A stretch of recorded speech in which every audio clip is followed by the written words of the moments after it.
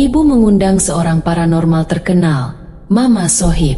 Setelah acara selesai, Mama Sohib secara tiba-tiba pergi ke arah sumur di belakang rumah.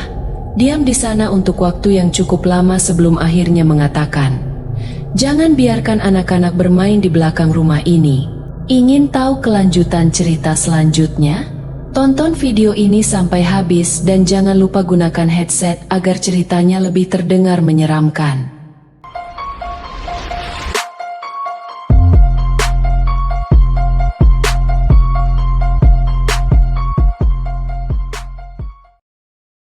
Rumah berhantu. Pengalaman ini terjadi pada masa sekolah dulu, di sebuah rumah yang penuh dengan misteri.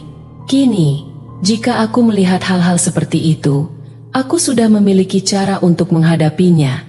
Namun pada saat itu, semuanya begitu menakutkan. Kisah ini bermula dari saat keluarga kami pindah ke sebuah rumah di daerah Maracang, Purwakarta. Rumah itu, meskipun sederhana, terasa begitu luas bagi keluarga kecil kami. Beberapa hari setelah pindah, saat ayah sedang bekerja, ibu mendengar cerita dari tetangga tentang sebuah rumah besar yang tersedia untuk disewa dengan harga yang sangat murah pada tahun 90-an. Rp50.000 sebulan, begitu katanya. Tanpa berpikir panjang, ayah langsung tertarik. Rumah itu memiliki 4 kamar tidur dengan kamar mandi di setiap kamar, serta halaman yang luas. Bagi keluarga kecil kami, itu terasa seperti keberuntungan besar. Setelah pindah, kami mengadakan selamatan rumah, dan dalam acara itu, ibu mengundang seorang paranormal terkenal, Mama Sohib. Setelah acara selesai, Mama Sohib secara tiba-tiba pergi ke arah sumur di belakang rumah. Diam di sana untuk waktu yang cukup lama sebelum akhirnya mengatakan, "Jangan biarkan anak-anak bermain di belakang rumah ini." 3 bulan berlalu, dan pemilik rumah yang sebelumnya ingin menyewakan rumah itu kembali mengisi rumah tersebut. Namun, tidak sampai setengah tahun, dia pindah lagi dan rumah itu kembali kosong. Itulah saat ibu mulai mendengar cerita dari tetangga tentang keberadaan kuntilanak berbaju merah yang suka terdengar tertawa di malam hari. Kami pindah ke rumah seberang, di mana keluarga kami bertambah dengan kehadiran Bibi Sandi, Bey Ratna, nenek, dan kakek dari pihak ayah. Rumah ini memiliki suasana yang berbeda. Meskipun tidak sebesar rumah sebelumnya, ada sesuatu yang aneh di dalamnya. Di dapur, ada sebuah sumur yang tidak biasa, tertutup dan digunakan untuk menyimpan barang-barang sehari-hari seperti meja. Nenek pernah menceritakan pengalaman pertamanya di rumah itu, ketika dia menemukan banyak lebah di dapur, yang kemudian membentuk sosok manusia yang mengambang, berwarna hitam, dan kemudian menghilang. Rumah ini memiliki 4 kamar tidur. Kamar depan ditempati oleh bibi, kamar kedua oleh nenek dan kakek, kamar ketiga oleh ayah, dan aku mendapat kamar keempat, yang letaknya paling belakang, dekat dengan dapur. Di kamar ini, aku sering kesulitan tidur karena suara ramai di dapur. Rasanya seperti ada pertunjukan musik perkusi yang dimainkan oleh banyak orang di sana. Piring dan alat makan yang tampaknya dilempar dan suara-suara aneh lainnya membuatku yakin bahwa ini bukan ulah orang tua yang sibuk dengan pekerjaan rumah tangga. Aku sering berada di samping tembok, takut akan kejadian yang tak terduga. Di sekolah, nilai-nilaiku menurun karena aku selalu tertidur di kelas dan pulang terlambat karena belum menyelesaikan pekerjaan rumah. Kemudian, ibu membawa seorang pembantu bernama Bey Ani, yang segera dianggap seperti saudara karena memiliki kemampuan indera keenam. Dia bisa melihat hal-hal yang tidak bisa dilihat orang lain. Bey Ani sering menangis dan tidak mau berbicara. Ketika akhirnya dia bersedia bicara, dia mengakui bahwa dia takut tinggal di rumah itu. Ketika ditanya lebih lanjut, dia hanya bisa mengatakan bahwa ada sesuatu yang mengganggunya. Karena Bey Ani tinggal di kamar belakang, aku memutuskan untuk tidur di kamar depan bersama Bibi Sandi. Meskipun awalnya aku bisa tidur dengan nyenyak di sana, tetapi jam 12 malam, aku sering terbangun oleh suara jeritan wanita yang penuh kesakitan. Suara itu begitu nyaring dan tidak masuk akal, dan aku terus teringat dengan suara itu hingga sekarang. Meskipun setelah malam itu, aku bisa kembali tidur, suara jeritan itu terus mengganggu setiap jam 12 malam. Kabar tentang rumah ini semakin mengerikan. Paman sepupuku yang menginap di kamar kedua cerita bahwa dia melihat seorang kakek dengan rambut dan janggut putih panjang yang menatapnya dengan mata tajam. Di kamar ketiga, sepupu yang lain melaporkan bahwa dia melihat seorang wanita berpakaian merah dengan sepatu hak tinggi yang terburu-buru masuk ke kamar tersebut, meskipun pintu kamar itu tertutup rapat. Namun, pengalaman yang paling menakutkan terjadi pada Ua Eti, yang tengah malam merasa perutnya sakit dan pergi ke kamar mandi. Saat dia menyalakan keran air dengan keras, tiba-tiba sebuah tangan besar berbulu keluar dari lubang WC dan mematikan keran itu. Ua Eti berteriak keras, membangunkan seluruh rumah dan tetangga-tetangga di sekitarnya. Cerita-cerita seram ini tidak berhenti di situ. Tetangga-tetangga sekitar pernah melihat sosok genderuwo tanpa kepala di belakang rumah kami.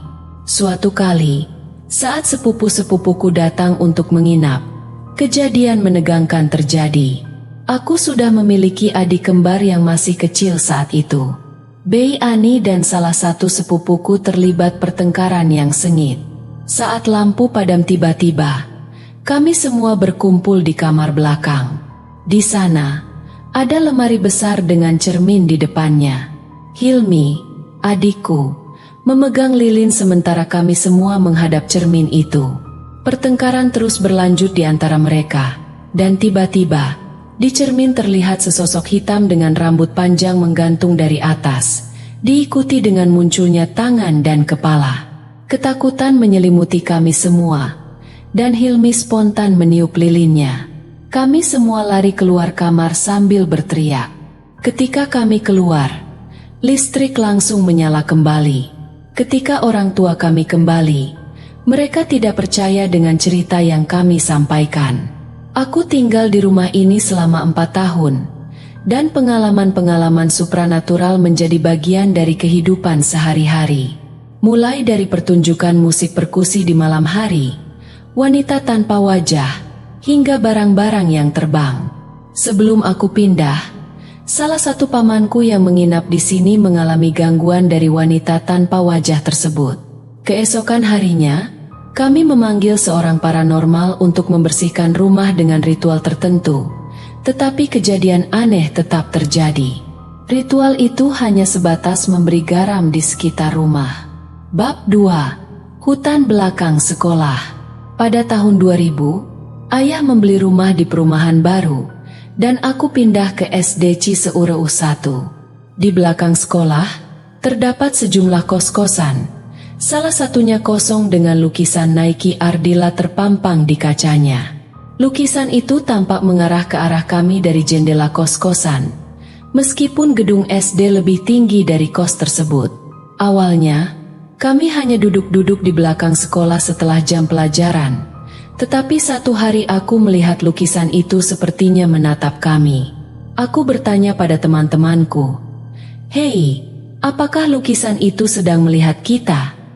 Ganjar, salah satu temanku, langsung berteriak, "Setan!" dan lari menjauh. Kejadian itu membuat kami semua ketakutan. Pada hari-hari berikutnya, kami memutuskan untuk melakukan uji nyali dengan melihat siapa yang bisa bertahan di depan lukisan itu.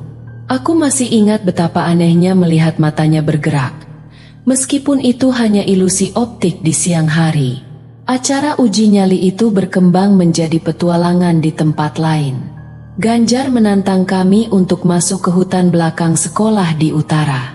Aku, bersama beberapa teman lainnya, dan guru, memutuskan untuk mengikuti tantangan itu.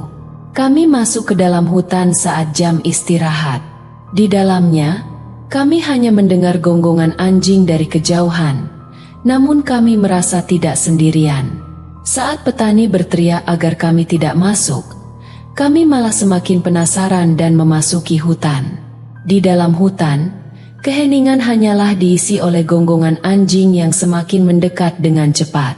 Kami duduk di sana, menunggu waktu pulang sekolah tiba, dan ketika kami kembali ke sekolah, kami merasa kecewa karena tidak ada yang menyeramkan. Namun, keesokan harinya, Ganjar mengajakku dan guru untuk kembali ke hutan setelah jam sekolah berakhir. Kami memasuki hutan lebih dalam lagi, mendekati dua bangunan tua yang dianggap sangat angker di sebelah utara hutan. Kami hanya bisa melihat dari luar, karena pintu dan jendela gedung itu terkunci rapat.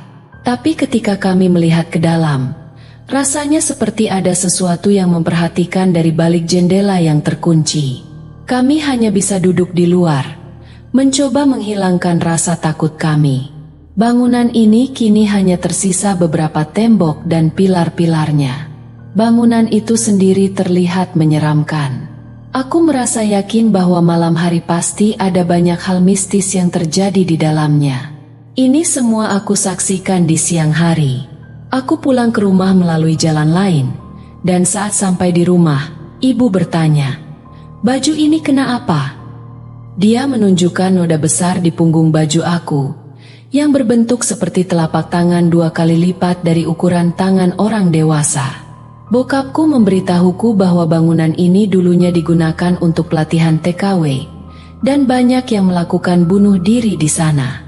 Masyarakat setempat meyakini bahwa bangunan ini menyebabkan banyak kecelakaan di tikungan jalan dekatnya. Terima kasih telah menonton. Like and subscribe dan tekan lonceng notifikasi. Siapkan diri kalian untuk kisah yang lebih gelap dan menyeramkan di episode berikutnya. Sampai jumpa di kegelapan.